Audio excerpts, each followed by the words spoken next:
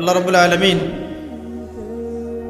পবিত্র কোরআনুল কারীমের সূরাতুজ যারিয়াত এর 56 নম্বর আয়াতে বলেছেন, বা'দা আউযু বিল্লাহি মিনাশ শাইতানির রাজীম, ওয়া মা খালাকতুল জিন্না ওয়াল ইনসা ইল্লা লিয়া'বুদুন। আল্লাহ পাক বলেছেন, আমি জিন এবং মানব জাতিকে শুধুমাত্র আমার ইবাদত করার জন্যই সৃষ্টি করেছি। আল্লাহ রাব্বুল আলামিন বলছেন, আমি জিন এবং মানব জাতিকে শুধুমাত্র আমার ইবাদত করার জন্যই সৃষ্টি করেছি, অন্য কোনো কারণে করিনি। আমরা এই আয়াতটা কম বেশি সবাই শুনেছি, কিন্তু সমস্যা হচ্ছে কিভাবে বাস্তবে এই আয়াতটাকে প্রয়োগ করব, এই বিষয়টা নিয়ে আমাদের মধ্যে অনেক সমস্যা আছে। আল্লাহ পাক বলছেন, আমাকে আপনাকে সৃষ্টি করেছেন শুধুমাত্র ইবাদত করার জন্যেই। আর আমরা দুনিয়ার চিত্র যা দেখছি, যে আমরা দুনিয়ার কাজকর্মগুলো শেষ করে যদি সময় পাই তাহলে ইবাদত করতে আসি। আর আল্লাহ পাক বলছেন, তোমাদেরকে সৃষ্টি করেছি শুধু আমার ইবাদত করার জন্য, আর কোনো কারণে সৃষ্টি করি নাই। আর আমরা দেখছি যে আমরা দুনিয়ার সব কাজগুলো শেষ করার পর যদি কিছু সময় থাকে তাহলেই মসজিদে আসছি, তাহলেই কোরআন তেলাওয়াত করতে বসছি, তাহলে আল্লাহর কিছু ফিকির করি, পরকালের চিন্তা করছি যদি সময় পাই। তাহলে আল্লাহর কথা আর বাস্তবতার মধ্যে আকাশ পাতাল পার্থক্য দেখা যাচ্ছে। তো যদি আমাদের পুরো জীবনটাকে আল্লাহর ইবাদতে কাটাতে হয়, তাহলে বাস্তবিকভাবে কি করণীয়, প্র্যাকটিক্যালি আমরা কি করব, এই বিষয়টা নিয়ে আজকে ইনশাআল্লাহ কথা বলবো। মা তাওফীকি ইল্লা বিল্লাহ, আলাইহি তাওয়াক্কালতু ওয়া ইলাইহি উনীব। সবার আগে যে বিষয়টা জানা দরকার সেটা হলো ইবাদত কি জিনিস। ইবাদত মানে হচ্ছে আনুগত্য এবং দাসত্ব। কার আনুগত্য, কার দাসত্ব? একমাত্র আল্লাহ রাব্বুল আলামিনের আনুগত্য এবং তার দাসত্ব। এই আনুগত্য এবং দাসত্ব কার পদ্ধতিতে হবে? উত্তর, মহান আল্লাহ প্রেরিত সর্বশেষ নবী মুহাম্মদুর রাসূলুল্লাহ সাল্লাল্লাহু আলাইহি ওয়াসাল্লামের দেখানো তরিকা এবং পদ্ধতিতে হতে হবে। তাহলে সারা জীবন ইবাদতে কাটানোর কি পদ্ধতি? সহজ উত্তর, পুরো জীবনের প্রতিটা কাজ যদি নবী সাল্লাল্লাহু আলাইহি ওয়াসাল্লামের দেখানো পথ এবং পদ্ধতি অনুযায়ী হয় এবং তার সুন্নাহ মাফিক হয়, ইনশাআল্লাহ তাআলা জীবনের প্রতিটা কাজই ইবাদত হিসেবে গণ্য হবে ইনশাআল্লাহ।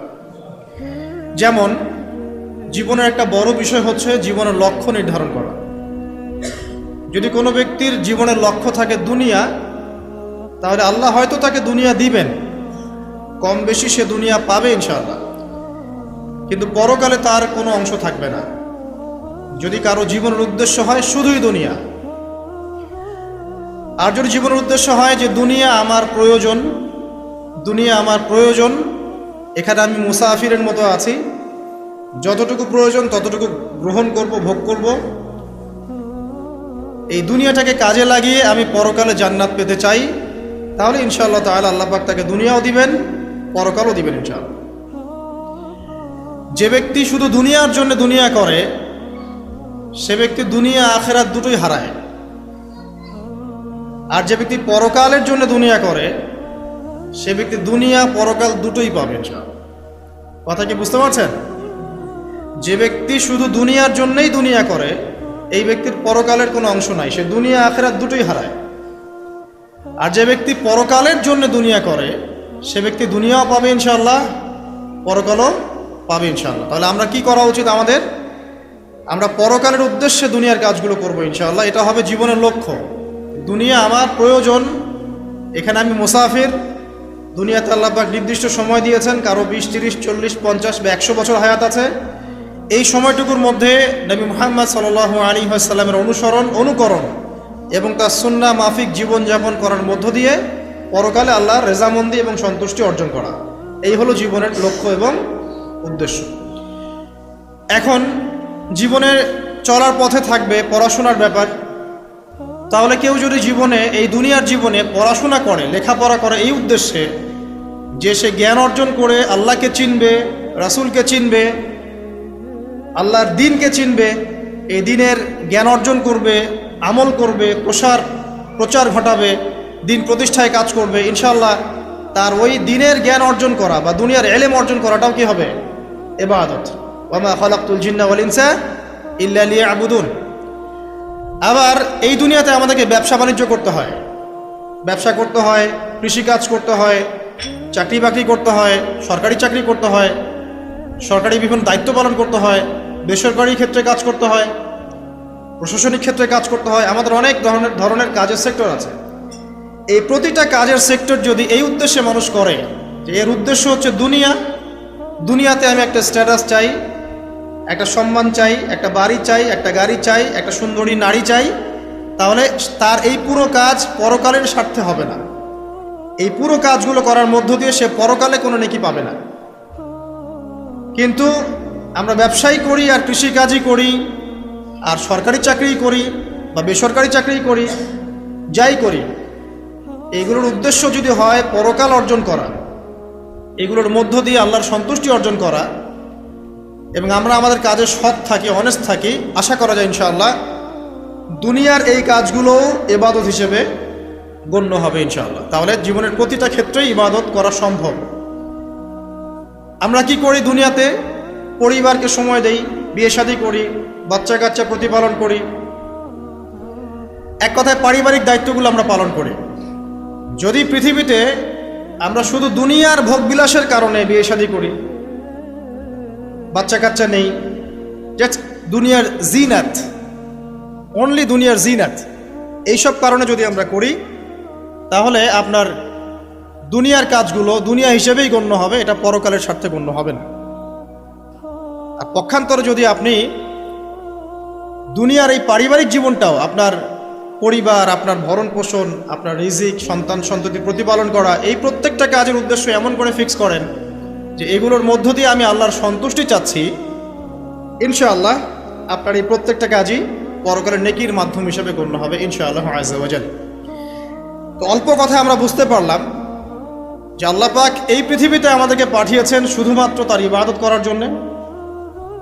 আর দুনিয়ার প্রত্যেকটা কাজ তখনই ইবাদত হিসেবে গণ্য হবে যখন কাজগুলো নবী সাল্লাল্লাহু আলাইহি ওয়াসাল্লামের সুন্নাহ মাফিক হবে এবং আমাদের নিয়াত ঠিক থাকবে। নিয়াতটা হবে দুনিয়ার উদ্দেশ্যে নয়, আল্লাহর সন্তুষ্টি আর পরকালের স্বার্থে আমি দুনিয়ার কাজগুলো করছি। আমার কথা কি বুঝতে পারছেন? এই উদ্দেশ্যে যদি আমরা দুনিয়ার কাজগুলো করি, ইনশাআল্লাহ প্রতিটা কাজই কি হবে? ইবাদত হিসেবে গণ্য হবে। এগুলো হচ্ছে তাত্ত্বিক কথা। এখন প্র্যাকটিক্যাল কথায় আসেন যে কিভাবে আমরা আমাদের জীবনটাকে আল্লাহ পাকের রেজামন্দিতে সন্তুষ্টির অর্জনের মাধ্যম হিসেবে ব্যয় করব। কিভাবে সম্ভব? আমরা তো তাত্ত্বিক অনেক কথাই বলছি যে করতে হবে, কিভাবে করব, প্র্যাকটিক্যালি কিভাবে করব, এই বিষয়টাই সবচেয়ে বেশি গুরুত্বপূর্ণ। আজকের খুতবা এর মূল আলোচ্য বিষয় এটাই। খুতবা চলাকালীন এদিক ওদিকে দেখার দরকার নাই, রেকর্ডিং হচ্ছে। আর আপনারা তো অজপাড়াগার মানুষ না যে কখনো ক্যামেরা দেখেন নাই, তাই না? আর বাচ্চা কাচ্চারা ওদের মতো থাকবে, ওদেরকে থাকতে দেন। যারা আমরা প্রাপ্তবয়স্ক আছি তারা আমরা খুতবায় মনোযোগ দেই এবং খুতবার মাঝখানে কোনো কথাবার্তা না বলি, মোবাইল ফোনে ব্যস্ত না থাকি। আর একটা বিষয় আমাদের জানা উচিত যে জুমার দিনে এই যে খুতবা চলছে, এই খুতবা চলাকালীন সময়ে আল্লাহ পাক দোয়া কবুল করেন। তাই মনের মধ্যে দোয়া করতে থাকবেন, মনে মনে দোয়া করতে থাকবেন। ইনশাআল্লাহ যদি আপনার রিজিক হালাল হয়, আকীদায় শিরক না থাকে, আমলে বেদাত না থাকে, ইনশাআল্লাহ আপনার দোয়া এখন কবুল হয়ে যাবে ইনশাআল্লাহ। অতএব সময়টাকে কাজে লাগান। তো প্র্যাকটিক্যালি কিভাবে কাজগুলো করবো, এটা হচ্ছে আমার খুতবার মূল জায়গা আজকের। এখনকার তরুণ প্রজন্ম হোক সে যুবক বা যুবতী, আমাদের পরবর্তী জেনারেশন এবং আমরা যারা এখন পরিবার গঠন করেছি, তাদের প্রত্যেকের জন্যই এই অংশটুকু খুব গুরুত্বপূর্ণ, বিশেষ করে তরুণ প্রজন্মের জন্য। কারণ এই বিষয়গুলো বলা যতটা সহজ, করা এতটা সহজ নয়। তবে তরুণরা চাইলে সম্ভব ইনশাআল্লাহ তাআলা। আল্লাহ পাক তৌফিক দান করুন, আমিন। আসুন আয়াতটা আগে মাথায় নেই। আল্লাহ পাক কি বলেছেন সূরা জারিয়াত 56 নম্বর আয়াতে, ওয়া মা খালাকতুল জিন্না ওয়াল ইনসা ইল্লা লিয়াবুদুন, আমি জিন এবং মানব জাতিকে শুধুমাত্র আমার ইবাদত করার জন্যই সৃষ্টি করেছি। ব্যাস। আপনাকে আমাকে কেন পাঠিয়েছেন আল্লাহ পাক দুনিয়ায়? শুধুমাত্র তার ইবাদত করার জন্য। আর দুনিয়ার প্রতিটা কাজই ইবাদত হিসেবে গণ্য হবে যদি আমি কাজগুলোকে কার পদ্ধতিতে করি? নবী মুহাম্মদ সাল্লাল্লাহু আলাইহি ওয়াসাল্লামের দেখানো সুন্নাত এবং পদ্ধতিতে করি। কিন্তু করব কিভাবে, এইটা হচ্ছে প্র্যাকটিক্যাল কথা। কিভাবে একজন প্রোডাক্টিভ মুসলিম হবে, এটা হচ্ছে কথা। শুরুটা করতে হবে এখান থেকে, যে আজকে থেকে নিয়াত করতে হবে যে আগামী যতদিন আল্লাহ পাক বা যত বছর যত যুগ আমাকে পৃথিবীতে বাঁচিয়ে রাখবেন, তার প্রত্যেকটা দিন আমি এই সুন্নাহর উপর আমল করার চেষ্টা করবো ইনশাআল্লাহ। যদি পারি না পারি সেটা পরের ব্যাপার, আগে নিয়াত থাকবে আমি আমার জীবনের শেষ দিন পর্যন্ত এভাবেই এই পদ্ধতিতে আমল করে যাওয়ার চেষ্টা করব ইনশাআল্লাহ তাআলা। শুরুটা করতে হবে এখান থেকে যে আজকে এশার নামাজ যখন হয়ে যাবে, এশার নামাজ এখানে হয় হয়তোবা 9টায় বা 9:15, প্রত্যেকটা মসজিদে এভাবেই হচ্ছে, 9টায় হোক আর 9:15তেই হোক, আমরা এশার নামাজ জামাতে পড়ার চেষ্টা করবো ইনশাআল্লাহ তাআলা। জামাতে নামাজ পড়ার পরে বাসায় গিয়ে খাওয়া দাওয়া করেই ঘুমিয়ে পড়তে হবে। আজকে থেকে আমাদের ট্রেনিং শুরু, কিভাবে আমি আমার জীবনের পুরো বিষয়টাকে ইবাদত হিসেবে কাটাবো, এটা ট্রেনিং শুরু হবে এখান থেকে, এশার নামাজের পর থেকে। এই জায়গায় যদি আমরা ভুল করি, বা এই বিষয়টা শক্ত করে আঁকড়ে ধরতে ব্যর্থ হই, তাহলে বাকি সব কাজগুলো ভেস্তে যাবে। এটা ভালো করে মাথায় নেন। প্রথম কাজ কি? এশার নামাজের পরে কি করবেন? ঘুমিয়ে যাবেন। এখন এশার নামাজের পরে যদি খাবার খান, তারপরে কিছুক্ষণ পড়াশোনা করে হাঁটাহাঁটি করে ঘুমাবেন, কারণ খাবার খাওয়ার সাথে সাথেই বিছানায় যাওয়া উচিত নয়। আর যদি এশার নামাজের আগেই রাতের খাবার খেতে পারেন তাহলে সবচেয়ে বেশি ভালো।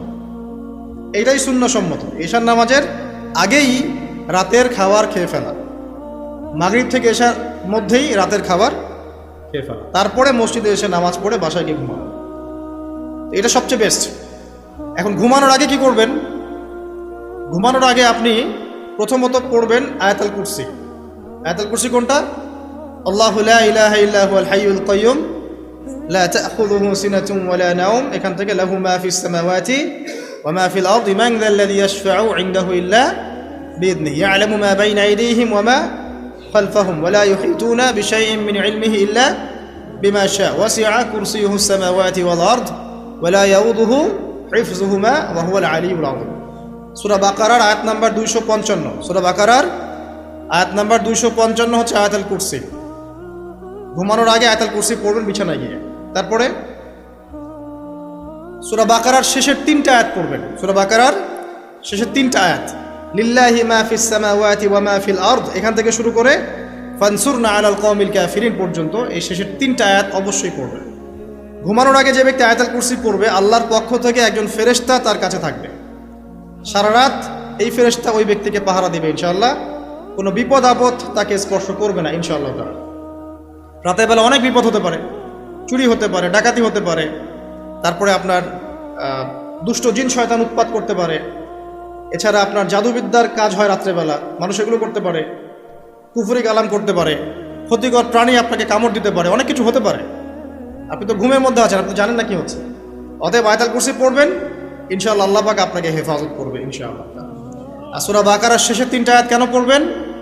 কারণ নবী সাল্লাল্লাহু আলাইহি ওয়াসাল্লাম বলেছেন, রাতের বেলা সূরা বাকারার 3টা আয়াত যে ব্যক্তি পড়বে, সারা রাত যদি আপনি নফল নামাজ পড়তেন যে নেকি হতো, এই 3 আয়াত পড়ার মাধ্যমে সেই নেকি হয়ে যাবে ইনশাআল্লাহ।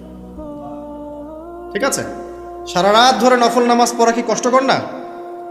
এটা সবচেয়ে সহজ হচ্ছে আপনার সূরা বাকারার শেষের 3টা আয়াত পড়বেন, ঘুমিয়ে যাবেন ইনশাআল্লাহ, সারা রাতের নেকি আপনার আমলনামায় লেখা হবে।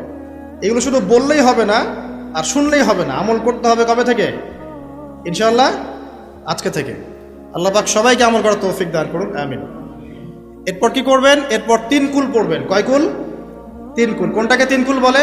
বিসমিল্লাহির রহমানির রহিম, কুল হুয়াল্লাহু আহাদ এটা একটা, কুল আউযু বিরাব্বিল ফালাক এটা একটা, কুল আউযু বিরাব্বিন নাস এটা একটা। এই 3টা সূরা কার মুখস্থ নাই? এমন কেউ কি আছে যে এই 3টা সূরা মুখস্থ নাই? আছে? যদি থাকে তার গলায় দড়ি দেওয়া উচিত। যদি এমন কেউ থেকে থাকে মুসলিম সমাজে যার এই 3 কুল মুখস্থ নাই, তার গলায় দড়ি দেওয়া উচিত, লজ্জায়। আত্মহত্যা করতে উৎসাহিত করছি না, ওই যে পরীক্ষার রেজাল্ট খারাপ হলে আত্মহত্যা করে না, দেখেন না? তারও আগে তো তোমার লটকানো উচিত ছিল এই জন্য যে তুমি 3 কুলি পড়তে পারো না। এখন মুসলিম সমাজে বড় হয়ে মুসলিম পরিবারে জন্মগ্রহণ করে 3 কুল যে পড়তে পারে না, তার কি দরকার আছে বেঁচে থাকার? কি কোন মুখ নিয়ে আল্লাহর সামনে দাঁড়াবেন? কোন মুখ নিয়ে নবী সাল্লাল্লাহু আলাইহি ওয়াসাল্লামের সামনে যাবে? ইয়া রাসূলুল্লাহ, আপনার উপরে পুরো 30 পারা কোরআন নাযিল হয়েছিল, আমি 3 কুলি মুখস্থ করতে পারি নাই, আমার জন্য সুপারিশ করেন। এই কথা কোন মুখ নিয়ে বলতে যাবে? তবে কোরআন একটা কিতাব, আলহামদুলিল্লাহ। একজন হিরোইন খোরও দেখবেন সূরা ফাতিহা পড়তে পারে, তাই না? একজন হিরোইন খোরকেও দেখবেন সূরা ফাতিহা বলতে পারে। কোরআনের মুজিজা, সবার মনের মধ্যে আল্লাহ পাক কোরআন ঢুকিয়ে দিবেন। তবে চেষ্টা থাকতে হবে না, চেষ্টা করতে হবে। বাচ্চাদেরকে শেখান, বাচ্চাদেরকে লাড়া লাপ্পা না শিখিয়ে বাচ্চাদেরকে ভালো কিছু শেখান। নাহলে এইসব সন্তানরা, এইসব যুবক যুবতীরা বড় হয়ে যে ফিল্ম স্টারদের পিছনে দৌড়াবে, পর্ন স্টারদের পিছনে দৌড়াবে। বিদেশ থেকে কোনো মেয়ে যদি বাংলাদেশে আসে নাচতে, এদেরকে দেখতে টিকিট কাটতে যাবে 12,000 15,000 টাকা দিয়ে। সুসন্তান মানুষ করে যান, কুলাঙ্গার প্রজন্ম জন্ম দিয়ে কি দরকার? এর চেয়ে বাচ্চা নেওয়ারই দরকার নাই। যদি বাচ্চা কাচ্চা এভাবেই মানুষ করবেন তাহলে নেওয়ারই দরকার নাই ভাই। বন্ধা থাকেন, বিয়েই করার দরকার নাই আপনার। বাচ্চা তো মানুষ করতে পারছেন না। আল্লাহ পাক আমাদেরকে বোঝার তৌফিক দেন। 3 কুল পড়ে ঘুমাবেন। 3 কুলের মধ্যে একটা সূরা ইখলাস, একটা সূরা ফালাক, একটা সূরা নাস। কি হবে এটা পড়লে? নবী সাল্লাল্লাহু আলাইহি ওয়াসাল্লাম বলছেন দৃশ্য বা অদৃশ্য, মানে যা দেখা যায়, যা দেখা যায় না, এই দৃশ্য অদৃশ্যের জগতের কোনো ক্ষতি তাকে স্পর্শ করবে না। প্রোটেকশন, আল্লাহর পক্ষ থেকে প্রোটেকশন। আর এটা যখন রাতে পড়বেন তখন এভাবে পড়বেন। একবার সূরা ইখলাস, কুল হুয়াল্লাহু আহাদ, তারপর সূরা ফালাক, কুল আউযু বিরাব্বিল ফালাক, তারপর সূরা নাস, কুল আউযু বিরাব্বিন নাস পড়ে 2 হাত একত্রিত করে ফু দিবেন। দিয়ে মাথা থেকে নিয়ে এভাবে, পুরো মাথা থেকে নিয়ে পুরো বডি এভাবে মাসাহ করবেন, এভাবে। ঠিক আছে? এটা 3 বার করবেন, একবার না। একবার করবেন, আরেকবার 3 বার। এরপরে পড়বেন সূরা কাফিরুন। কোন সূরা? কুল ইয়া আইয়ুহাল কাফিরুন লা আ'বুদু মা তা'বুদুন। এই সূরাটা পড়বেন লাকুম দীনুকুম ওয়ালিয়া দীন পর্যন্ত। কি হবে? আল্লাহর রাসূল সাল্লাল্লাহু আলাইহি ওয়াসাল্লাম বলছেন যে রাতের বেলা ঘুমানোর আগে কেউ যদি সূরা কাফিরুন তেলাওয়াত করে ঘুমিয়ে যায়, আল্লাহ পাক ওই ব্যক্তিকে শিরকের পাপ থেকে মুক্ত রাখবেন ইনশাআল্লাহ।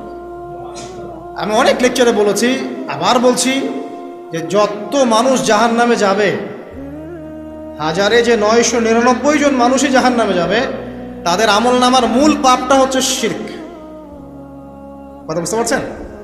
এই যে হাজারে যে পুরো 99% মানুষ জাহান্নামে যাচ্ছে, এটা তো হাদিস। তার মধ্যে যারা জাহান্নামে যাবে তাদের আমলনামায় সবচেয়ে কমন যে পাপটা থাকবে সেটা হলো কি? শিরকের পাপ। কারণ শিরক ছাড়া আল্লাহ পাক যে কোনো পাপ তওবা করলেই যাকে ইচ্ছা মাফ করে দিতে পারেন। শিরকরত অবস্থায় কোনো মানুষ যদি মারা যায় তাহলে সে ব্যক্তি জাহান্নামে যাবে, এটাই চূড়ান্ত। ইল্লা মাশাআল্লাহ। তো সূরা কাফিরুন যদি আপনি তেলাওয়াত করেন, আল্লাহ পাক আপনাকে শিরক থেকে বাঁচাবেন। শিরক সম্পর্কে বিস্তারিত জানার জন্য আপনি পড়েন কিতাবুত তাওহীদ। কোন বই? কিতাবুত তাওহীদ। এই বইটাকে পড়েন, দেখবেন এখানে শিরকের সমস্ত বিষয়গুলো লেখা আছে। কোন কোন কাজ করলে শিরক হয়, কোন কোন কথা বললে শিরক হয়, কি চিন্তা করলে শিরক হয়। মনে রাখেন, এই যুগে সবচেয়ে বেশি যে পাপে মানুষ ডুবে আছে এটা হলো শিরকের পাপ। শুধু শিরক নিয়ে আমি আলাদা লেকচার দিব ইনশাআল্লাহ, কারণ এখন শিরকের আলোচনা শুরু করলে আর প্রোডাক্টিভ মুসলিম আলোচনা করতে পারবো। এটা এত ডিটেলস একটা সাবজেক্ট। মনে রাখবেন, শিরক চিন্তায় হয়, কথায় হয় এবং কাজে হয়। এই 3 শ্রেণীর শিরকের বিস্তারিত বিবরণ দেওয়া আছে কিতাবুত তাওহীদ নামের একটা বই। বাজারে কিনতে পাওয়া যায়, পড়ে দেখবেন। আর কি? রাতের বেলা শোয়ার আগে পড়বেন 33 বার সুবহানাল্লাহ, 33 বার আলহামদুলিল্লাহ এবং 34 বার আল্লাহু আকবার। আল্লাহর পক্ষ থেকে আপনার শরীরে শক্তি আসবে। এটা যারা নিয়মিত আমল করে, আল্লাহর পক্ষ থেকে তাদের শরীরে শক্তি আসে। হ্যাঁ, কারণ এইটা রাসূল সাল্লাল্লাহু আলাইহি ওয়াসাল্লাম কাকে শিখিয়ে দিয়েছেন? তার মেয়ে ফাতিমা রাদিয়াল্লাহু আনহাকে। ফাতিমা রাদিয়াল্লাহু আনহা এবং আলী রাদিয়াল্লাহু আনহু, তারা দুজন গিয়েছেন আল্লাহ রাসূলের দরবারে। গিয়ে বলেছেন, আমাদেরকে একজন দাসী বা দাস দিন। বাসার অনেক কাজ আমরা করতে পারি না, লাগে না কাজের মানুষ। নবী সাল্লাল্লাহু আলাইহি ওয়াসাল্লাম বলছেন যে আমি কি তোমাদেরকে এমন কিছু শিখিয়ে দিব যেটা তোমাদের এই দাস দাসের অভাব পূরণ করে দিবে? প্রয়োজন হবে না, অবশ্যই শিখিয়ে দিন। তখন নবীজি শিখালেন সাল্লাল্লাহু আলাইহি ওয়াসাল্লাম যে ঘুমানোর আগে 33 বার সুবহানাল্লাহ পড়বে, 33 বার আলহামদুলিল্লাহ এবং 34 বার আল্লাহু আকবার। তোমাদের দাস দাসীর প্রয়োজন হবে না ইনশাআল্লাহ। তোর ব্যাখ্যায় অনেক ওলামায়ে কেরাম বলেছেন যে এটা নিয়মিত আমল করতে থাকলে রোগ ব্যাধি কম হয়, শরীরে শক্তি আসে, এনার্জি বাড়ে, আপনি নিজের কাজ নিজেই করতে পারবেন ইনশাআল্লাহ আযজা ওয়া জাল্লা। আসুন সামনে যাই। এরকম ঘুমানোর আরও বেশ কিছু আমল আছে, আমি অল্প কয়েকটা বললাম, এগুলোই করা শুরু করেন, আল্লাহ তৌফিক দান করুন। আর যদি পারেন ওযু করে ঘুমাতে পারলে আরও বেশি ভালো হয়। এবার আপনি ঘুমাচ্ছেন ডান কাত হয়ে, কি পড়বেন এই সময়? আল্লাহুম্মা বিসমিকা আমুতু ওয়া আহইয়া, আলহামদুলিল্লাহ, দোয়া সবার মুখস্থ আছে। এবার ঘুমান। এই যে ঘুমাচ্ছেন আপনি 3 ঘন্টা বা 4.5 ঘন্টা বা 6 ঘন্টা, আপনার এই পুরো ঘুমটা হবে ইবাদত ইনশাআল্লাহ তাআলা। এবং পবিত্র অবস্থায় ঘুমানোর অভ্যাস করতে থাকলে আল্লাহর পক্ষ থেকে আপনি সত্য স্বপ্ন দেখতে পারেন। এখনকার সায়েন্স এগুলা বিশ্বাস করে না, আর এই সায়েন্সকে নিয়ে আমার কোনো মাথা ব্যথাও নাই, কারণ এই আজকে একটা কথা বলে কালকে একটা কথা বলে, ঠিক আছে? আল্লাহর পক্ষ থেকে আপনি সত্য স্বপ্ন দেখতে পারেন। ইউসুফ আলাইহিস সালাম জেলখানায় বন্দী, সূরা ইউসুফ পড়ে দেখেন। তখন কয়েদিদের মধ্যে 2 জন স্বপ্ন দেখেছে। একজন স্বপ্ন দেখছে তার মাথার উপরে রুটি, উপর থেকে পাখি এটা ঠোকরে কি করছে, খেয়ে নিয়ে চলে যাচ্ছে। আরেকজন স্বপ্ন দেখেছে যে সে শরাব পান করাচ্ছে একজনকে, আছে না সূরা ইউসুফে? তো ইউসুফ আলাইহিস সালাম বললেন যে যার মাথা থেকে পাখি ঠোকরায় খেয়ে নিচ্ছে খাবার, তাকে শুলদণ্ড দেওয়া হবে। আর যে শরাব পান করাচ্ছে সে অতি শীঘ্রই মুক্ত হয়ে যাবে, জেল থেকে ছাড়া পেয়ে যাবে। কয়দিন পর তাই হলো। এই যে স্বপ্ন যারা দেখেছে এরা কি মুসলিম? এই স্বপ্ন যারা দেখেছে এরা কিন্তু মুসলিম না। ইউসুফ আলাইহিস সালাম মুসলিম, তিনি আল্লাহর নবী, তিনি স্বপ্নের ব্যাখ্যা করছেন, কিন্তু এখানে একজন অমুসলিমের স্বপ্ন সত্য হয়েছে। একজন অমুসলিমকে আল্লাহ পাক স্বপ্ন দেখাতে পারেন, দলিল আছে কোরআনে।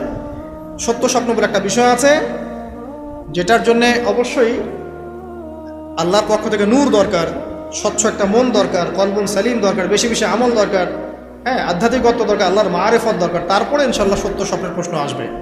সারাদিন টিভি দেখে, গান সিরিয়াল দেখে, গালিগালাজ করে, গীবত তহমত করে, খোঁচাখুচি করে, চুলাচুলি করে, এদের সাথে সত্য স্বপ্নের কি সম্পর্ক?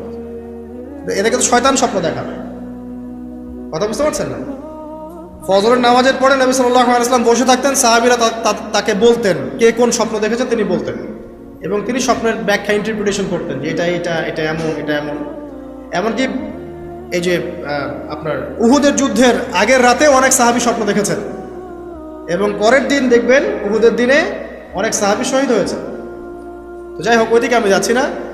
তো এই যে ঘুমটা আপনি ঘুমাচ্ছেন, ইনশাআল্লাহ আপনার ঘুমটা কি হচ্ছে? ইবাদত হচ্ছে না? আলহামদুলিল্লাহ। আলেম যারা, তাদের ঘুমও ইবাদত।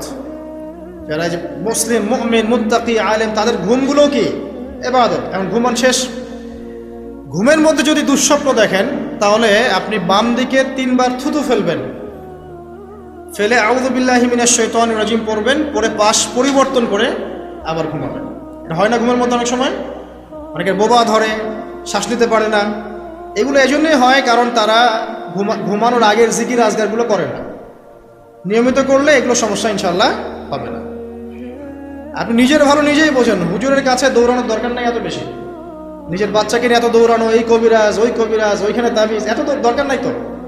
নিজের আমল নিজে করেন, দেখবেন আপনি আল্লাহ পাকের পক্ষ থেকে নিরাপত্তার মধ্যে আছেন ইনশাআল্লাহ। আল্লাহ তৌফিক দান করুন, আমিন। এরপরে ঘুম থেকে উঠলেন, চেষ্টা করব আমরা ঘুম থেকে ওঠার কয়টার সময়? 5টায় যদি ফজরের নামাজ হয় বা 4:30 যদি ফজরের নামাজ হয়, মিনিমাম 4টায় উঠতে হবে। কয়টায়? 4টায়। এই জন্য যদি অ্যালার্ম দেন ঘড়িতে, অ্যালার্ম দিবেন প্রত্যেক 1.5 ঘন্টা পর পর। মনে করেন যে আপনি 1.5 ঘন্টা ঘুমাতে যাচ্ছেন, তাহলে 1.5 ঘন্টা পরে অ্যালার্ম সেট করবেন, অথবা 3 ঘন্টা পর, অথবা 4.5 ঘন্টা, অথবা 6 ঘন্টা। মানে 1.5 ঘন্টার গুণিতক দিয়ে আপনি অ্যালার্ম সেট করবেন, দেখবেন উঠতে পারবেন খুবই ইজিলি। এতে 1.5 ঘন্টায় আপনার ঘুমের সার্কেলটা পূর্ণ হয়। একটা ঘুমের সার্কেল পূর্ণ হতে আমাদের মাথায় তো রেস্টের দরকার আছে, এটা পূর্ণ হতে 1.5 ঘন্টার মতো সময় লেগে যায়। তো এটা একটা ট্রিক বললাম আপনাদেরকে, আপনি করতে পারেন, উপকৃত হবেন ইনশাআল্লাহ। তো ফজরের নামাজের মিনিমাম আধা ঘন্টা আগে আমাদেরকে ওঠার অভ্যাস করতে হবে। এই যে ঘুমটা ভাঙলো, ভাঙার সাথে সাথে কি করব? ভাঙার সাথে সাথে আল্লাহ শুকরিয়া, আলহামদুলিল্লাহিল্লাযী আহইয়ানা বা'দা মা আমাতানা ওয়া ইলাইহিন নুশুর। ব্যাস, এই যে ইবাদত হয়ে গেল। এবার আপনি আরেকটা দোয়া পড়বেন, এটা শিখে নেন। আপনি পড়বেন লা ইলাহা ইল্লাল্লাহ ওয়াহদাহু লা শারীকা লাহু লাহুল মুলকু ওয়া লাহুল হামদ ওয়া হুয়া আলা কুল্লি শাইইন কাদির সুবহানাল্লাহ আলহামদুলিল্লাহ ওয়া লা ইলাহা ইল্লাল্লাহ ওয়াল্লাহু আকবার লা হাওলা ওয়া লা কুওয়াতা ইল্লা বিল্লাহ আল্লাহুম্মা ইগফিরলি। এটা পড়ার পরে হাত তুলে দোয়া করেন, যা দোয়া করবেন তাই পাবেন ইনশাআল্লাহ। জানতেন? জানতেন না? তো এই দোয়াটা হচ্ছে দোয়া কবুলের অস্ত্র। ঘুম থেকে ওঠার পর যদি এই দোয়াটা করে দোয়া করেন ইনশাআল্লাহ দোয়া কবুল হয়ে যাবে ইনশাআল্লাহ। আমাদের জীবনে চাওয়া পাওয়ার কি অভাব আছে? প্রচুর চাওয়া পাওয়া। বৈধ চাওয়া পাওয়াগুলোকে পাওয়ার জন্য আল্লাহর সাথে সম্পর্ক করতে হয়, আর আল্লাহ পাকের সাথে সম্পর্কে কিছু ওসিলা মাধ্যম লাগে। এই দোয়াগুলো হলো মাধ্যম, আমলগুলো হচ্ছে মাধ্যম।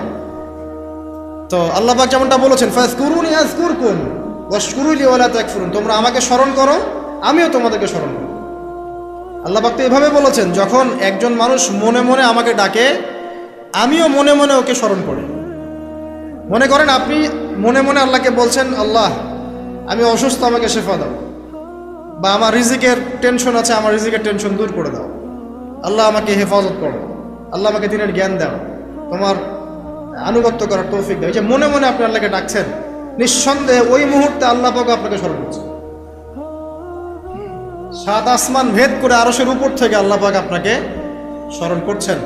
আল্লাহ পাক বলছেন, যখন একজন মানুষ জনসমক্ষে আল্লাহকে স্মরণ করে, যেমন আমরা এখন করছি, জনসমক্ষে সবার সামনে আল্লাহর কথা আলোচনা করছি, আল্লাহ পাক বলছেন আমিও তখন এর চেয়ে অনেক উত্তম জনসমাবেশে ওই বান্দাদের কথা স্মরণ করি।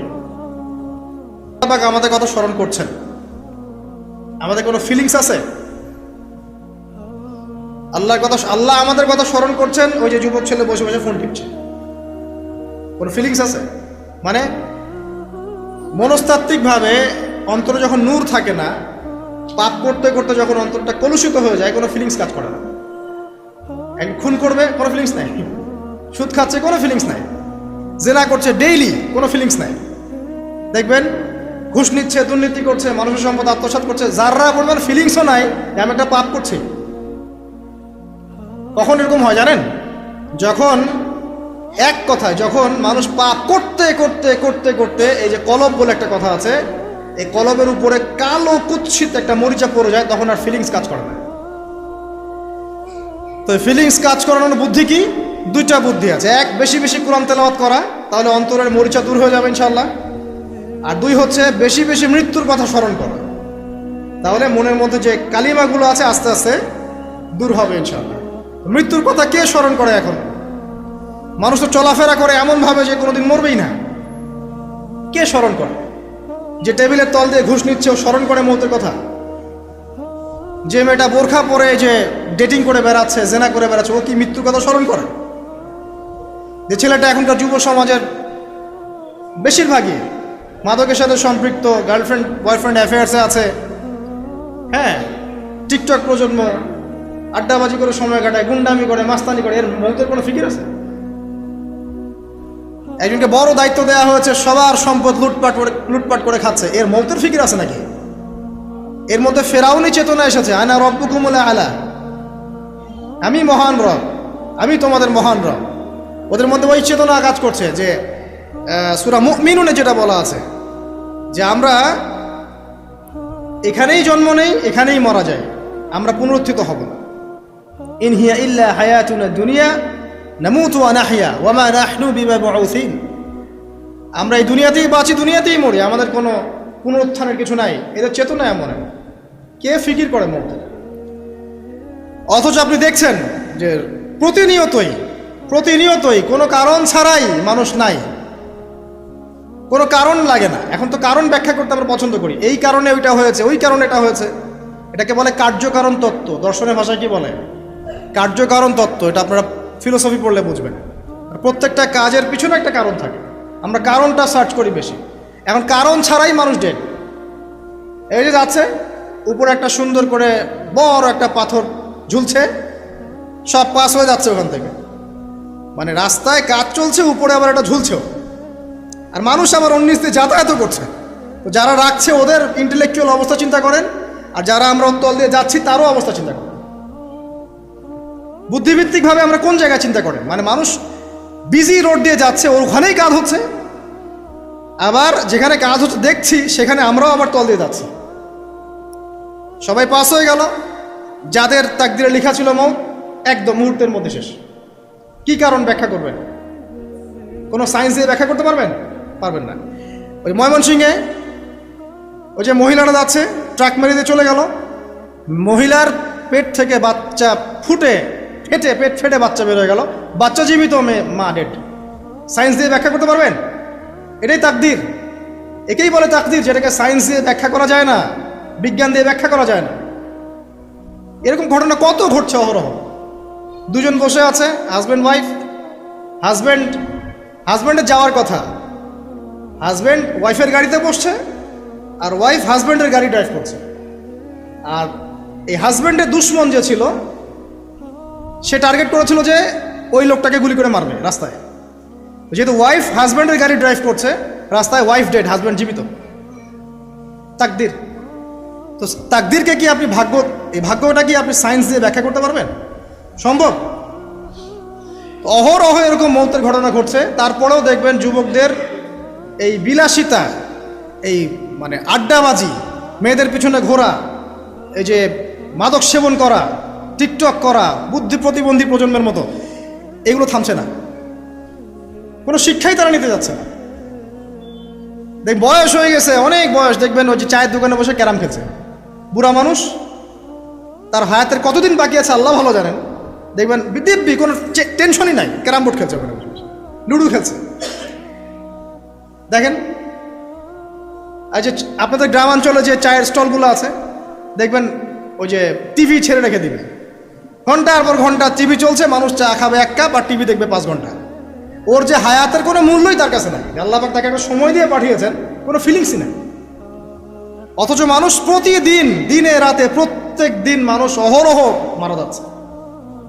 যাদের ভিতরে মৌতের চিন্তা আছে তারা কিন্তু পাপ কম করলেও ফিরে আসে আল্লাহর দিকে, কারণ তাদের প্রতি মৌতের ফিকির আছে। আর যাদের মৃত্যুর কোনো চিন্তা নাই, তারা এই রাজনীতি বলেন, অর্থনীতি বলেন, সমাজনীতি বলেন, আর এই পরিবার আর ধর্ম বলেন, সমস্ত ক্ষেত্রে পাপ করে বেড়াবে, কোনো ফিকির নেই। আল্লাহ পাক আমাদেরকে মৌতের ফিকির করার তৌফিক দান করুন এবং পরকালের জীবনটাকে আসল জেনে দুনিয়ার কাজগুলো করার তৌফিক আল্লাহ পাক দান করুন। আসেন, তো এবার আপনি শুকরিয়া আদায় করছেন, আলহামদুলিল্লাহিল্লাযী আহইয়ানা বা'দা মা আমাতানা ওয়া ইলাইহিন নুশুর। আধা ঘন্টা আগে ঘুম থেকে উঠেছেন, এখন কি করবেন? বাথরুমে যাচ্ছেন। এই বাথরুম করাটা কি দুনিয়াবি কাজ না? এই কাজটা ইবাদত হবে যদি আমি ঢোকার সময় বাম পা দিয়ে ঢুকি আর বলি, কি বলি? আল্লাহুম্মা ইন্নী আউযু বিকা মিনাল খুবসি ওয়াল খাবাইস। এখন বাথরুম করতে আপনার 10 মিনিট লাগুক আর 15 মিনিট লাগুক আর 5 মিনিট লাগুক, এই পুরো সময়টা নেকি পাবেন না। সুবহানাল্লাহ। আর কি চাই? বের হব, এখন বের হওয়ার সময় কি বলবো? গুফরানাকা, নেকি পাচ্ছেন। একটা দোয়া আছে, আলহামদুলিল্লাহিল্লাযী আযহাবা আনিল আযান ওয়া আফানি গুফরানাকা। এবার আপনি ওযু করবেন। ওযুটা ধীর স্থিরভাবে করবেন, তাড়াহুড়া করবেন না। ওযুর প্রত্যেকটা অঙ্গ প্রত্যঙ্গ 3 বার করে ধোয়ার চেষ্টা করবেন। শুধু মাথা মাসে হবে কয়বার? 1 বার। ওযু করার পরে আপনি হাত তুলে আল্লাহর কাছে দোয়া করবেন। ওই সময়টা কখন? রাত 4টা থেকে 4:30 বাজে, তাই না? তার মানে আল্লাহ রাব্বুল আলামিন এখন প্রথম আসমানে আছেন। কিভাবে আল্লাহ পাক আছেন সেটা আল্লাহর উপর ছেড়ে দেন, আমাদের এটা নিয়ে ব্যাখ্যা করার দরকার নাই, চিন্তাও করার দরকার নেই। আল্লাহ পাক বলেছেন আমি নেমে আসি, বাস নেমে আসি। এত বেশি বুদ্ধিজীবী হওয়ার দরকার নেই। খুব বেশি বুদ্ধিজীবী হয়ে গেলে আবার মানুষ খেয়ে হারিয়ে ফেলে, অত দরকার নাই। শুনেছি, মেনেছি, ব্যাস যথেষ্ট। আল্লাহ পাক নেমে আসেন, কি বলেন? আল্লাহ বলেন যে কেউ কি আছো আমার কাছে কিছু চাইবে, আমি দিব। কেউ কি আছো যে আমাকে ডাকবে, আমি তোমার ডাকে সাড়া দেব। কেউ কি আছো আমার কাছে কোনো কিছু দোয়া করবে, হ্যাঁ হাজত আছে, আমি পূরণ করে দেব। এভাবে আল্লাহ পাক ফজর পর্যন্ত বলতেই থাকেন। বলেন তো আমাদের কোনো ফিকির আছে? আমরা সবাই ঘুমাই কয়টায়? হয় 1টায়, নাহলে 2টায়, নাহলে 3টায়, ম্যাক্সিমাম এখনকার। আমি যে বিষয়টা নিয়ে কথা বলছি এটা খুবই কঠিন। 9টা থেকে 10টার মধ্যে বা 11টার মধ্যে ঘুমাতে হবে, এটা খুবই কঠিন বিষয় এখনকার জেনারেশনের কাছে। এর জন্য প্রথম যে কাজটা সেটা হলো রাত্রেবেলা স্মার্টফোন আর চালানো যাবে। এশার নামাজ শেষ, ফোন একদম ডয়ারে লক করে রাখতে হবে। কিচ্ছু করার নাই। এটা না করতে পারলে আপনি ঘুমাতে পারবেন না, ঘুমাতে পারবেনই না। এবং এরপর দিনে আসছি, তখন বলছি দিনে কিছু কাজ আছে, দিনের কাজগুলো যদি আমরা ঠিকঠাক মতো করি তাহলে রাতে তাড়াতাড়ি ঘুম আসবে ইনশাআল্লাহ। যদি না করি তাহলে ঘুম আসবে না। তো শেষ রাতে আল্লাহ পাক আসমানে নেমে আসেন, প্রথম আসমানে, এবং এই আহ্বান করতে থাকেন। তাই ওই সময় ওযু করার পরেই আপনি হাত তুলে আল্লাহর কাছে দোয়া করা শুরু করেন। আপনার যত চাওয়া পাওয়া আছে আল্লাহর কাছে ঢেলে দেন, ইনশাআল্লাহ আল্লাহ রাব্বুল আলামিন আপনাকে খালি হাতে ফেরাবেন না ইনশাআল্লাহ।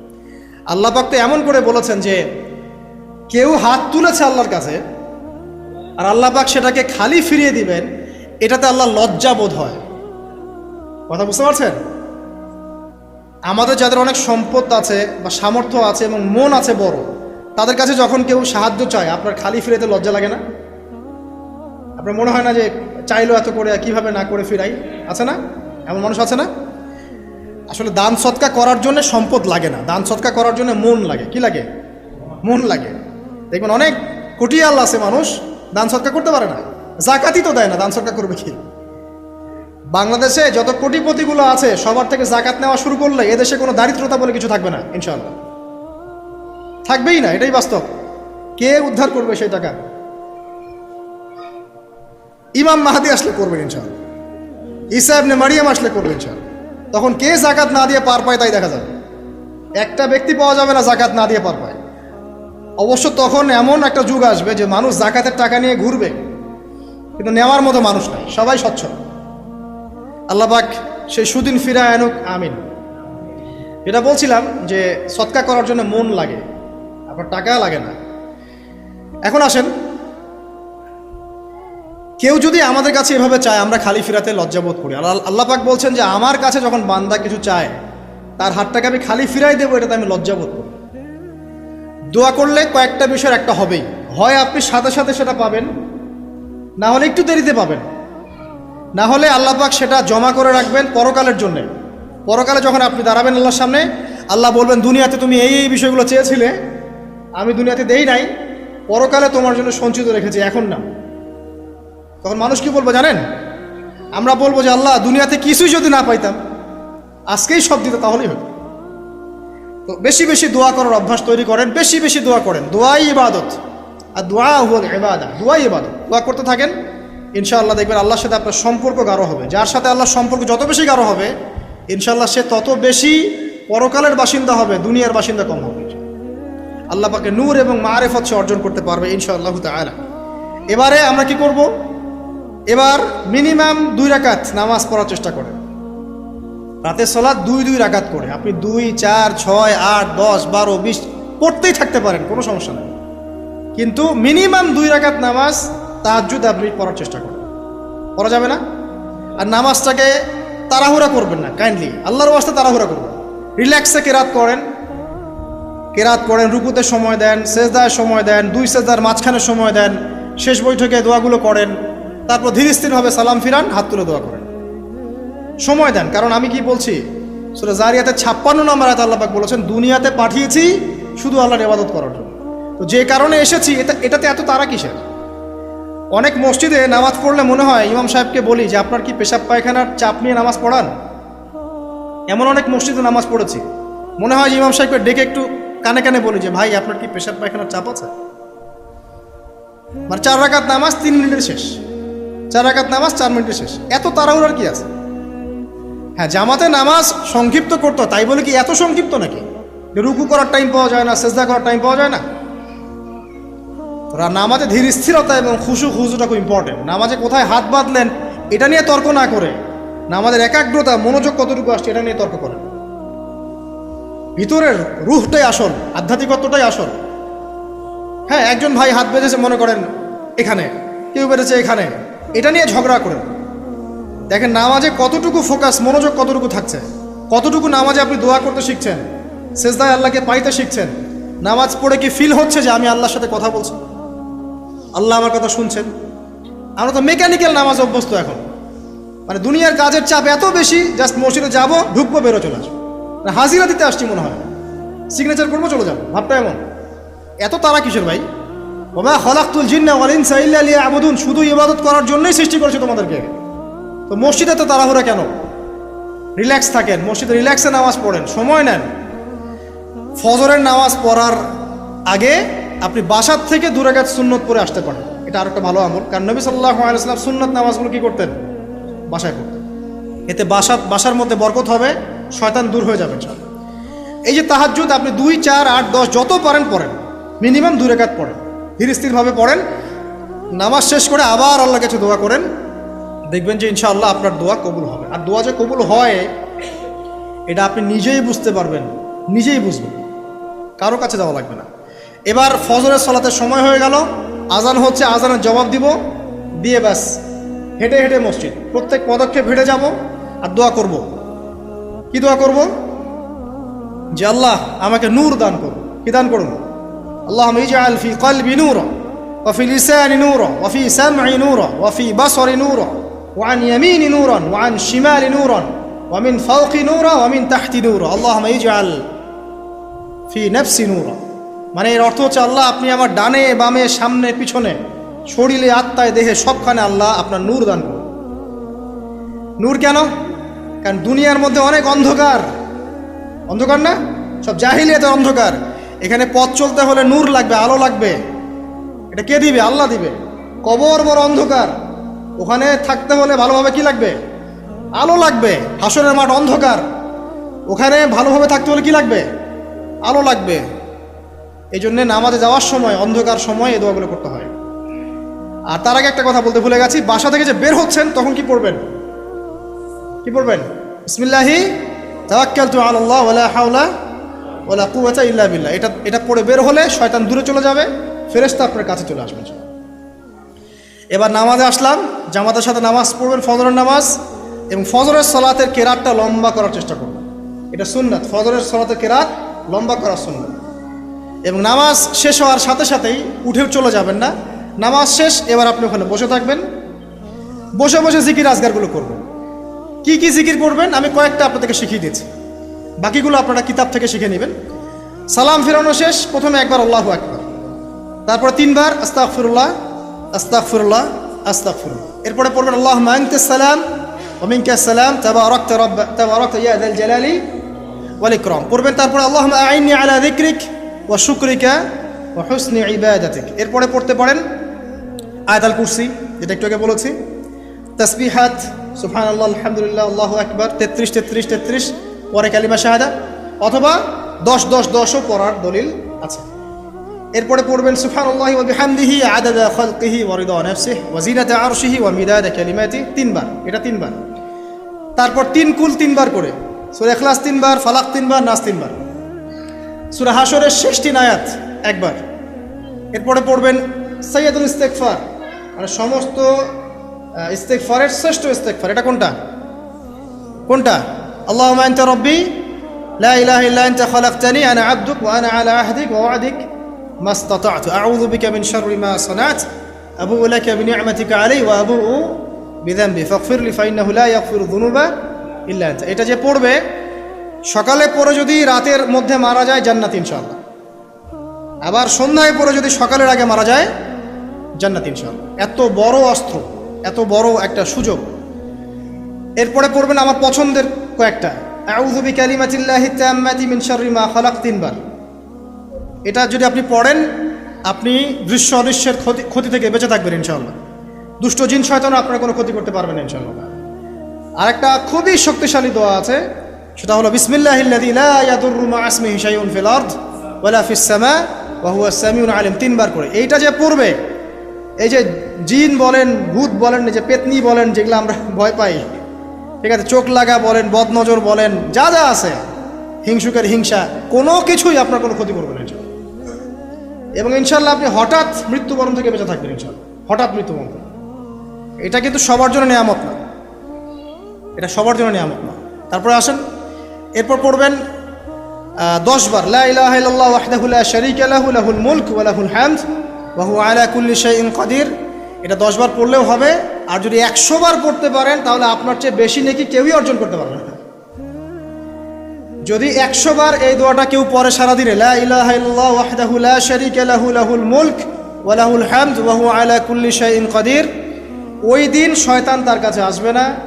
100 গুনাহ আমলনামা থেকে কেটে দেওয়া হবে, 100 নেকি লিখে দেওয়া হবে, এবং আল্লাহর কাছে দিন শেষে একটা তালিকা পেশ করা হয়, আজকের দিনে কে কি আমল করেছে, এই তালিকায় তার নাম দেখবেন সবার আগে আছে। ওই ব্যক্তির নামও থাকতে পারে, যে 100 বারের চেয়ে বেশি পড়েছে তখন তার নাম আগে চলে যাবে, এর নামটা পরে চলে আসবে। কথা বুঝতে পারছেন? মিনিমাম 100 বার পড়তে পারলে খুব ভালো হয়, যদি না পারেন কমপক্ষে কয়বার? 10 বার।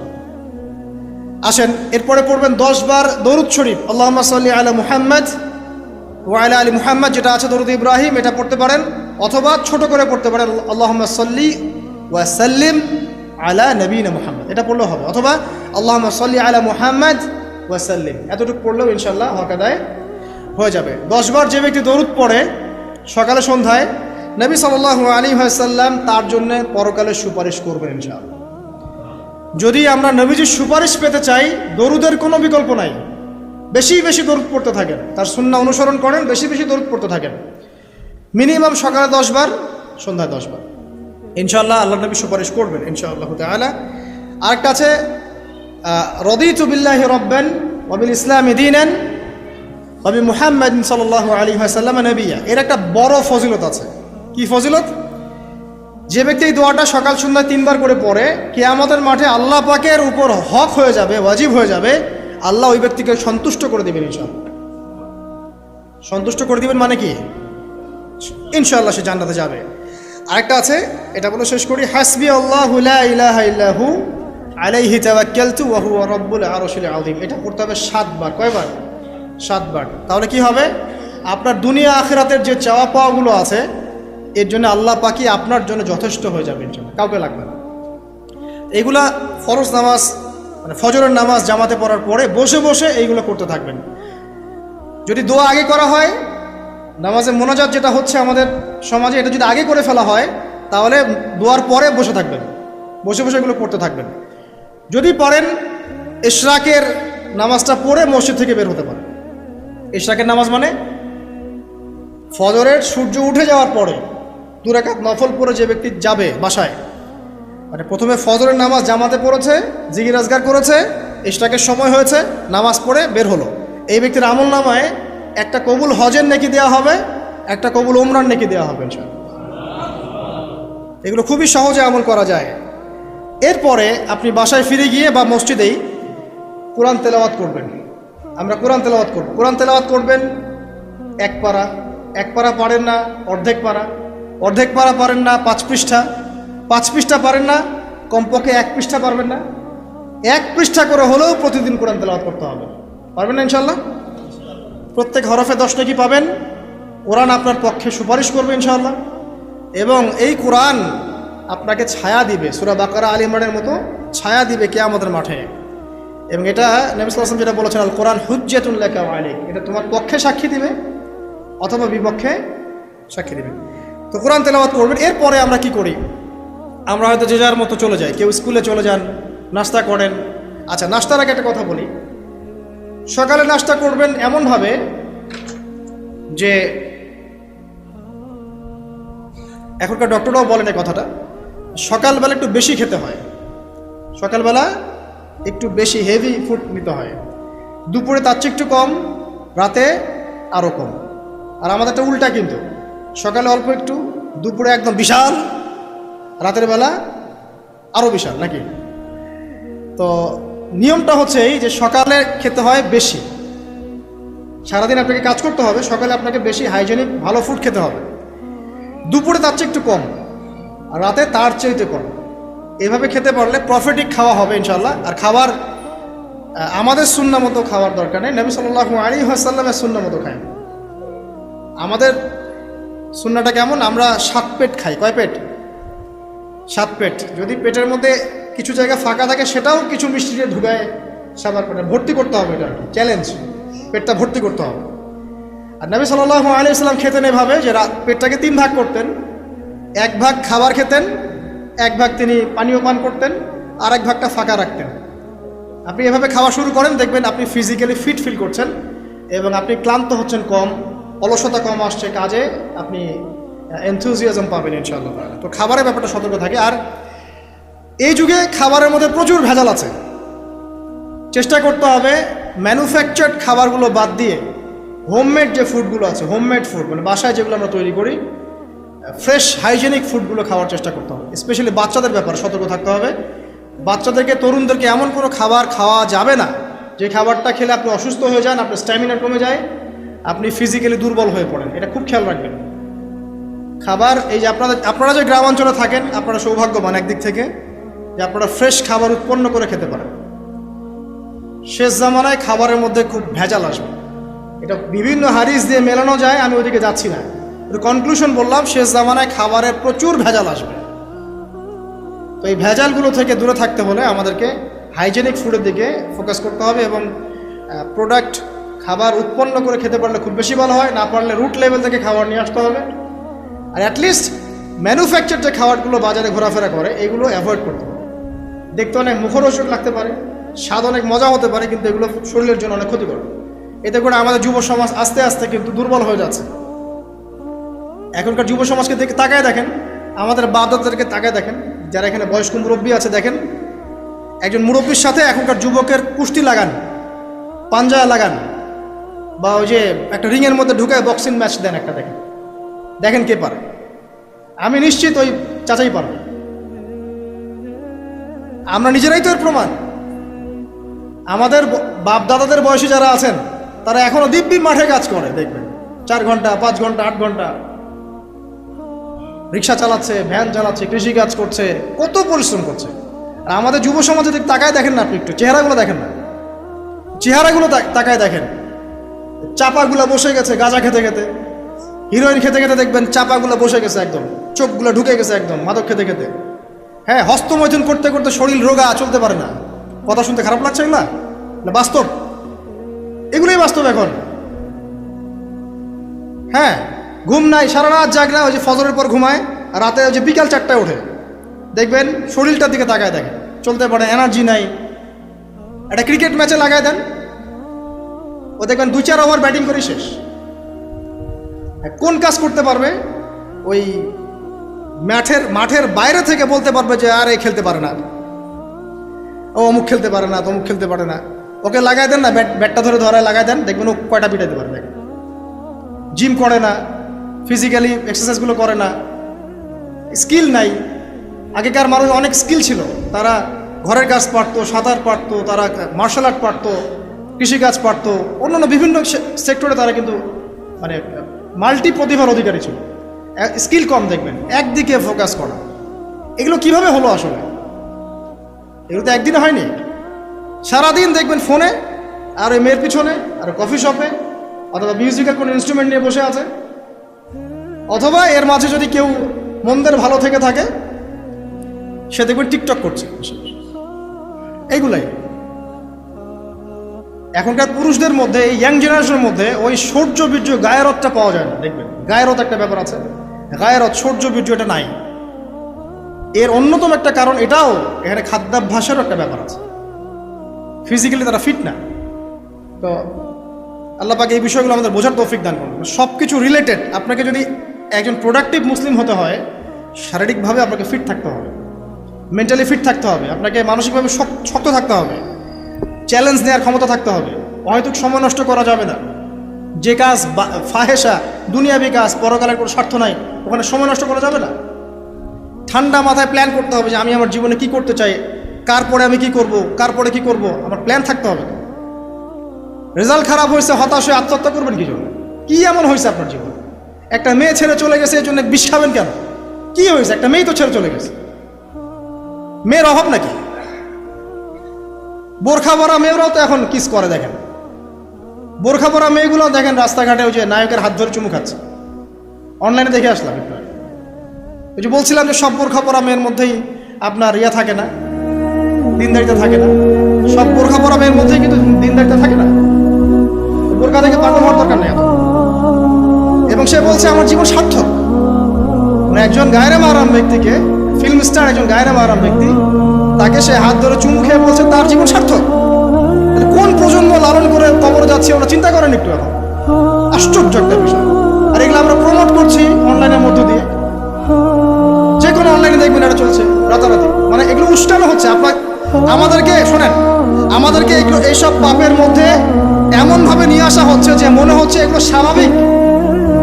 এক সময় একটা মেয়ে যদি রেপড হতো, মানুষের মাথা ব্যথা শুরু হয়ে যেত, অফিস আদালত কোর্ট কাচারি করে একাকার করে ফেলতাম। এখন রেপ হতে হতে হতে হতে মনে হয় এটা স্বাভাবিক। মানুষ মদ পান করলে তার মধ্যে একটা ফিলিংস থাকতো আমি খারাপ কাজ করছি। এখন এই মদকে প্রমোট করতে করতে মদটাকে এত ইজি করে ফেলা হচ্ছে, মনে হচ্ছে এটা স্বাভাবিক বিষয়। মানুষ খুন করাটা, আগে একটা মানুষকে খুন করলে মানুষ মনে হতো যেটা এটা বিশাল পাপ, একটা সমাজের মানুষের দিকে খারাপ চোখে তাকা থাকতো। খুন হতে হতে হতে মানুষ মিডিয়াটাকে প্রমোট করছে, করতে করতে নর্মাল, এই পাপগুলোকে নর্মাল করে ফেলার ট্রেন্ডটা মিডিয়ার মধ্যে দিয়ে করা হয়েছে, স্বাভাবিকভাবে নেওয়া হচ্ছে সবকিছু। গার্লফ্রেন্ড বয়ফ্রেন্ড অ্যাফেয়ার্সকে আগে মানুষ লুকায় লুকায় করতো, চিঠি দিলেও লুকায় লুকায়, যেটা কেউ জানতে না পারে। এখন ওপেন রাস্তায় সব, মানে এটা নর্মাল করে ফেলা হচ্ছে। আরো যে কি হবে সামনে আল্লাহ ভালো জানেন। সুবহানাল্লাহ, যারা বড় বড় শহরগুলোতে থাকে তাদের তো মানে দিন শুরু হয় আল্লাহ নাফরমানি দিয়ে, আর রাত আসে মানুষের গজব দিয়ে, মানুষের অভিশাপ দিয়ে। মেয়েরা আগে যদি বেপরদায় চলতো লজ্জা করতো, একটা লজ্জাবোধ ছিল, যে একটা লজ্জা লাগতো যে না আমি খারাপ ভাবে চলছি, মানুষ আমাকে দেখছে কেমন লাগছে। এখন দেখবেন ও গেঞ্জি পরে হাঁটছে, কোনো ফিলিংসই নাই, স্বাভাবিক, নর্মাল করে ফেলা হচ্ছে এগুলো সবকিছু। এক ছোট ছোট মেয়েগুলোকে রেপ করা হচ্ছে, ছোট ছোট বাচ্চা মেয়ে, দেখবেন কয়দিন পরে এটাও স্বাভাবিক হয়ে যাবে। প্রতারণা, আগে মানুষ প্রতারণা করলে মানুষ মনে করতো যে আমাকে মানুষ প্রতারক মনে করতে পারে, একটা চক্ষু লজ্জা কাজ করতো। এখন সেই চক্ষু লজ্জা নাই, নর্মাল। ঘুষ নেওয়াটাকে মানুষ মনে করতো আগে যে কেউ জানতে পারলে হয়তো সমস্যা, নর্মাল, এখন নিতেই পারে, ঘুষ ছাড়া হবে না তোমার জন্য। করাপশনে মানুষ গেলে মানুষ ভয় করতো যদি যদি জেনে যায় আমার চাকরি থাকবে না। এখন নর্মাল, ও বড় করাপ্টেড, তার চেয়ে ছোটটা আরেকটু কম, তার চেয়ে ছোটটা আরেকটু কম, একটা চক্র সবকিছু, এভরিবডি ইনভলভ এগুলোর মধ্যে, টপ টু বটম সবাই ইনভলভ। এরকম সিচুয়েশনে আমরা কিভাবে দিন নিয়ে পালন করবো যদি শক্ত না হই? সব চলে যাচ্ছে আজ থেকে, সব চলে যাচ্ছে। একটা সময় ছিল একজন মুসলিম ব্যক্তিকে অন্যায়ভাবে মেরে ফেলবে, একজন মুসলিম নারীকে অন্যায়ভাবে রেপ করবে, মানুষ চিন্তাই করতে পারে।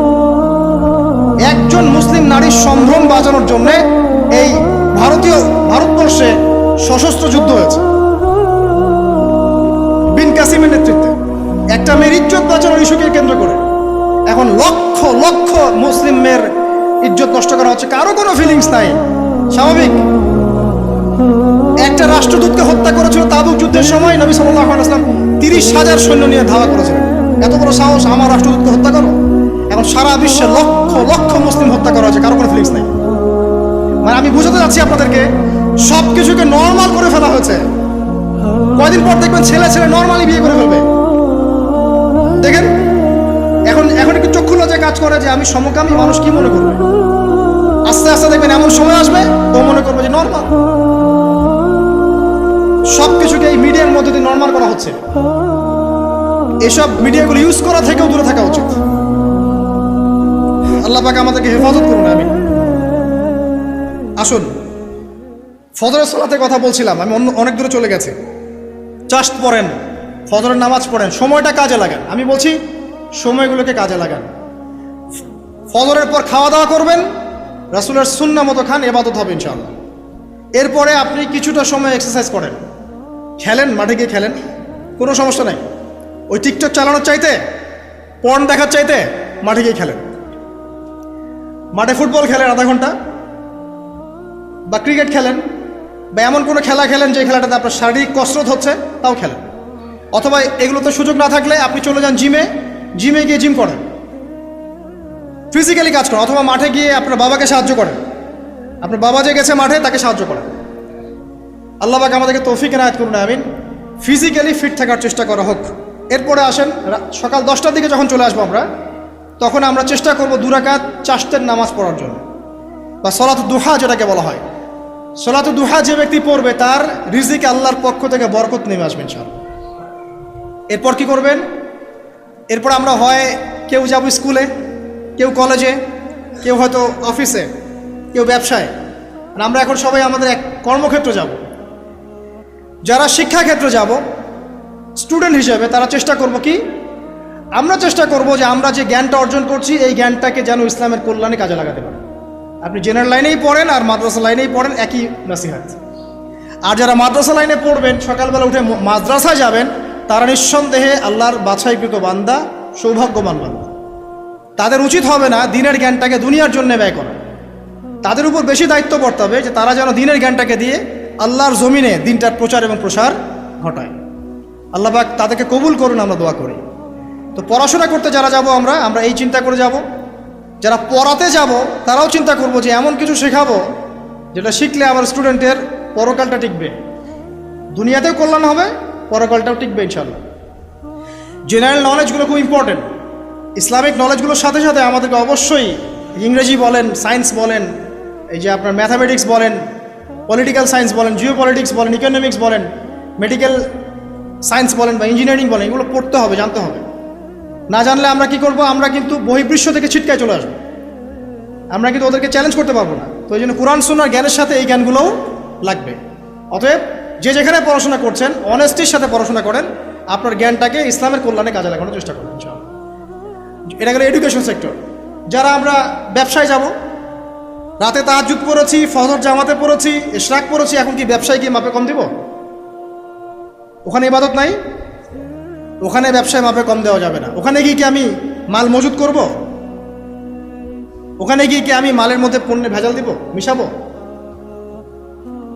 একজন সৎ এবং অনেস্ট ব্যবসায়ী, নবীজি বলছেন সাল্লাল্লাহু আলাইহি ওয়াসাল্লাম, একজন সৎ এবং অনেস্ট ব্যবসায়ী কিয়ামতের মাঠে নবীদের সাথে থাকবে ইনশাআল্লাহ।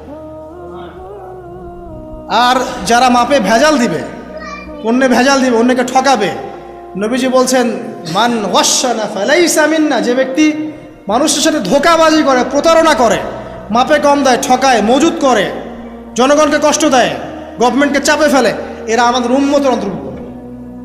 অতএব ব্যবসা করলেই যে পার পেয়ে যাবে এমন নয়। ব্যবসা করতে হবে করার মতো আমানতদারিতার সাথে। অবশ্যই মাপ ঠিক রাখতে হবে, মজুতদারি করা যাবে না, আমাদের পণ্যে ভেজাল মিক্স করা যাবে না, কৃত্রিম সংকট তৈরি করা যাবে না। এগুলো যদি করেন তাহলে আপনার নাম যেমন উম্মতে মুহাম্মাদি থেকে কাটা পড়ে যায়, দুনিয়াতে আল্লাহর পক্ষ থেকে দুইটা আযাব আসে। এক হচ্ছে ওই জনগণের মধ্যে, ওই জনসমষ্টির মধ্যে দুর্ভিক্ষ নেমে আসতে পারে এবং বৃষ্টিপাত বন্ধ হয়ে যেতে পারে। আরেকটা হচ্ছে ওই জনগণের উপরে জালেম শাসককে আল্লাহ পাক চাপিয়ে দিবেন। এটা আযাব। কাদের কারণে?